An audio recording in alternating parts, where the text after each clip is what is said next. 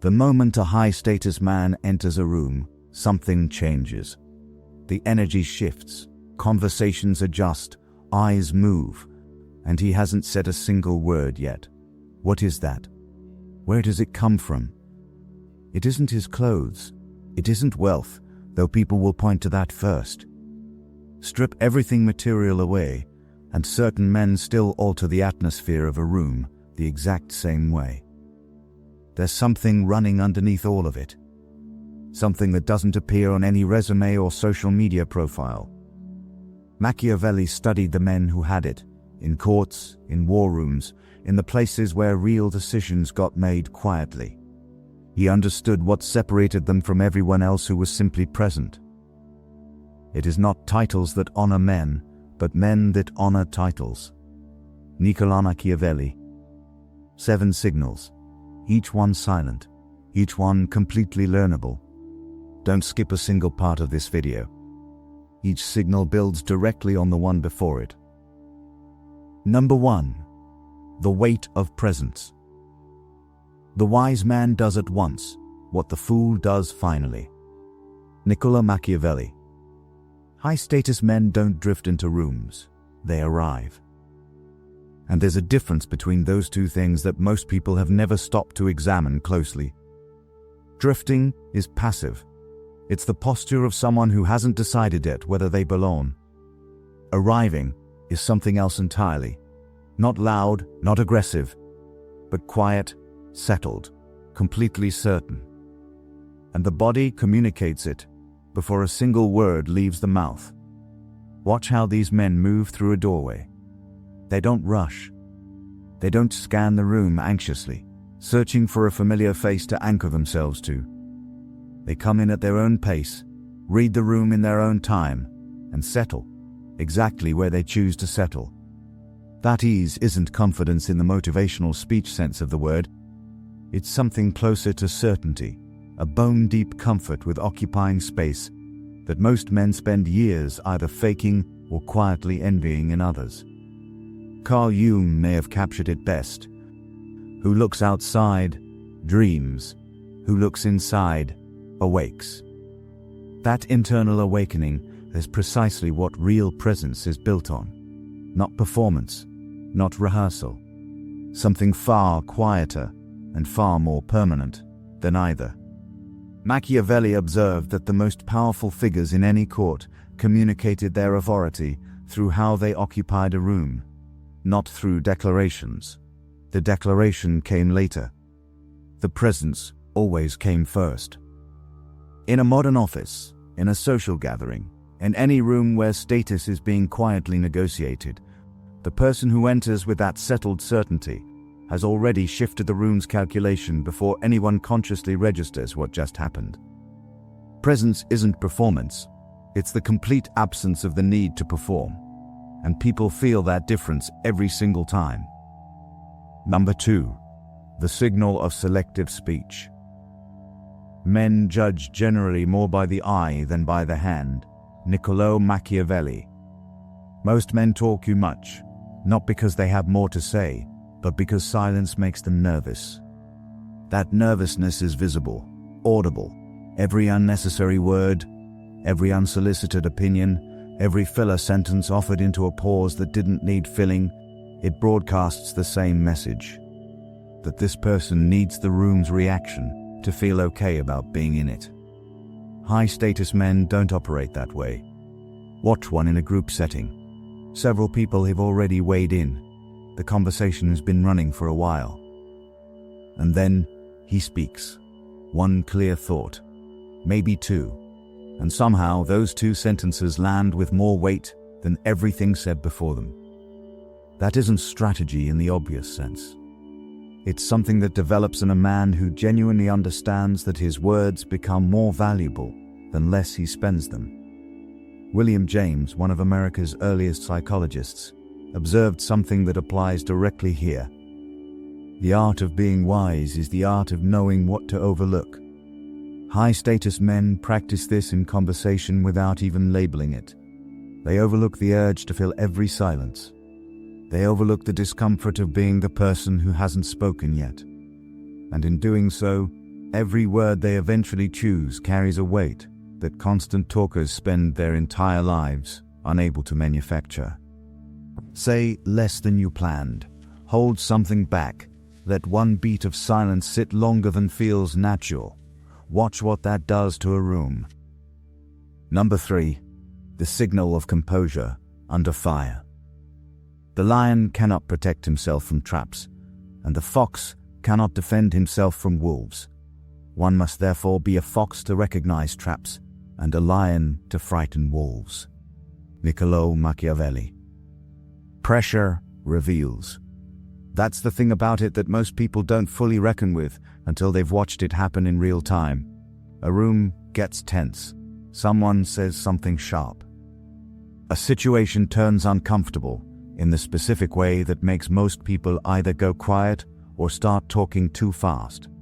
And in that exact moment, the high-status man does something that most people around him can't quite explain later. He stays the same. Not cold, not detached, just unchanged.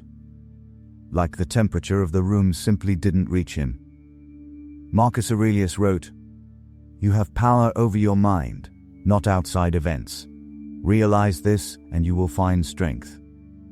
And what looks like unshakable composure from the outside is exactly that. A man who has genuinely separated what happens around him from what happens inside him. The gap between those two things is where all of his stability lives. In a modern conflict, a tense meeting, a public disagreement, a moment where someone is clearly trying to destabilize him, the high-status man's composure doesn't just protect him emotionally, it repositions him socially. Because while everyone else is reacting, he's reading. While others lose ground, he quietly gains it. Composure under pressure isn't the absence of feeling. It's the decision that your feelings answer to you, not to whatever just walked into the room. Number 4. The signal of controlled generosity. Generosity exercised in a way that does not bring you the reputation for it, harms you. Niccolo Machiavelli. There's a version of generosity that weakens a man. And most people have never been told the difference between that version and the one that quietly builds something unshakable. Desperate generosity, the kind that gives constantly, agrees constantly, offers constantly, isn't generosity at all. It's a bid for approval, wearing generosity's clothing. And the people receiving it can feel that underneath, even when they can't articulate it. Something about it feels off, slightly too eager, slightly too available. High-status men give differently. They give selectively, with intention, with timing, with a quality of attention that makes the recipient feel genuinely chosen, rather than simply included. Robert Cialdini, whose work on influence remains some of the sharpest ever written on human behavior, observed that reciprocity is one of the deepest drivers of social connection, but only when the giving feels genuine rather than transactional. The most powerful thing you can do is give someone something they didn't ask for, didn't expect, and can't easily repay. That's the signal, not the size of what's given, the precision of it. A high-status man remembers what you mentioned once in passing and returns to it months later in a way that makes you feel genuinely seen. That kind of attention is rarer than money. And in the quiet economy of human relationships, it is worth considerably more. Number 5. The signal of unhurried decision. The first method for estimating the intelligence of a ruler is to look at the men he has around him. Niccolo Machiavelli. Speed is overrated. Everybody knows this somewhere in the back of their mind, and almost nobody actually lives it. Modern life pushes constant acceleration. Respond now, decide immediately, move before the moment closes. And so most people do. They react fast, decide under pressure, and then spend considerable time quietly managing the consequences of choices that never had enough space around them. High-status men move differently through decisions. Not slowly, in a passive or uncertain way, but unhurried, in the specific way of someone who already knows they won't be rushed into something they haven't fully turned over in their own mind. Watch this in a negotiation. In a room where a decision is being pressed. Everyone else is leaning forward, anxious, eager, visibly waiting for resolution. The high-status man sits back, takes his time, lets the silence extend just past where everyone else is comfortable. William James put it in a way that cuts right to it. The greatest weapon against stress is our ability to choose one thought over another. That ability, to choose deliberately rather than react automatically, is precisely what unhurried decision-making is built on. It signals something that rushed decisions never can. That this man's judgment belongs to him, not to the pressure in the room, not to anyone else's timeline. That signal, felt rather than seen, carries more authority than almost anything he could say out loud. Number 6. The signal of selective availability. Men are driven by two principal impulses, either by love or by fear. Niccolo Machiavelli. Constant availability is one of the quietest ways a man loses standing without ever understanding why. Think about it. When someone is always there, always responsive, always present, always ready, something about their presence starts to feel expected rather than valued. And expected things don't carry weight, they become background noise. High-status men understand this without ever framing it as strategy. Their time has genuine value to them, not performed value, real value, because they've built a life that actually demands something of them. And that life means they simply cannot be everywhere, always, for everyone. The effect this creates is subtle, but unmistakable. When a high-status man gives you his attention, his full, unhurried, undivided attention, it registers differently than the attention of someone who gives it freely to anyone who asks. Because scarcity is real. In every relationship, in every human dynamic, what is rare is what gets treated carefully. Epictetus understood the deeper layer of this. No man is free who is not master of himself. And mastery of self includes mastery of where your attention goes. Not as a calculated move, as a genuine expression of how much you value what you're building and the time it demands. Selective availability isn't coldness, it isn't arrogance. It's the natural byproduct of a man who actually has somewhere worth being. Number 7. The signal of self-possession. There is no other way to guard yourself against flattery than by making men understand that telling you the truth will not offend you. Niccolo Machiavelli. Flattery moves most men. So does criticism. Both of them, working from opposite directions, have the same effect on a man who hasn't fully settled into himself. They shift him. Inflate him one moment, deflate him the next, keeping him perpetually adjusted to whatever the room is currently offering. A high-status man sits outside that cycle entirely. Praise lands, and he receives it without being lifted by it. Criticism lands, and he examines it without being hollowed out by it. He exists at a fixed point that external opinion simply cannot reach, not because he doesn't hear it, because he already knows exactly what it's worth. That self-possession is arguably the rarest signal on this entire list, and the hardest to fake. Because the moment real pressure arrives, the kind that strips everything performative away, a man either has it or he doesn't. Lao Tzu observed something that cuts directly through the noise here. He who knows others is wise. He who knows himself is enlightened.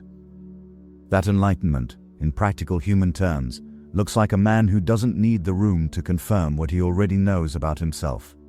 No external outcome defines him. No opinion restructures him. He came in with a clear picture of who he is, and he will leave with exactly the same one. That stillness, that groundedness, that quiet, unshakable self-knowledge. There is no status signal more powerful than this one. Conclusion. 7 signals. None of them loud.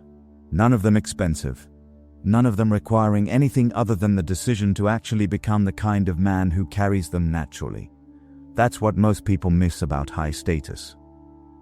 They think it's something you acquire from the outside, a title, a salary, a certain kind of recognition. But every single signal covered in this video points to the same quiet truth. It comes from the inside. It always has. Machiavelli didn't study powerful men to admire them. He studied them to understand them. And what he found, beneath all the politics and strategy, was this. The men who commanded rooms, influenced outcomes, and moved through the world with effortless authority were simply men who had done the internal work that everyone else kept postponing. Now go to the comments right now and be honest. Which of these 7 signals hit you somewhere you weren't expecting? Not the one that impressed you, the one that made you go quiet for a second, the one that felt a little too close to something you've been avoiding. Write that one down, just that one. Because every person watching this arrived here carrying a completely different version of themselves. Different battles, different blind spots, different rooms they're still trying to learn how to own. And when those different versions start speaking honestly in the same place, something rare happens. You stop feeling like you're figuring this out alone. You start seeing yourself in someone else's words. And occasionally, just occasionally, someone writes something in a comment that reframes everything you thought you already understood. That's not a comment section. That's something worth showing up for. Like this video. Share it with someone who needs to see it.